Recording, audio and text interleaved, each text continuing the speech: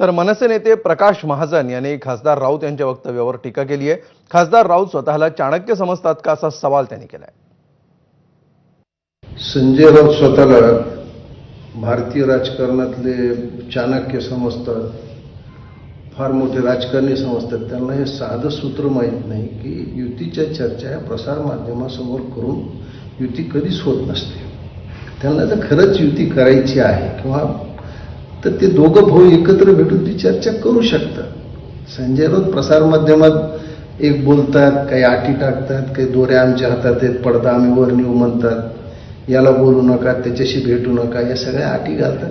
त्याला काही अर्थ नाही। मला असं वाटतं की संजय राऊतला जर खरंच युती करायची असली त्यांनी राजसाहेबांची भेट घ्यावी, शिवतीर्थावरची चहा कॉफी घ्यावी आणि युतीची चर्चा करावी। प्रसार माध्यमासमोर ती चर्चा का करतात?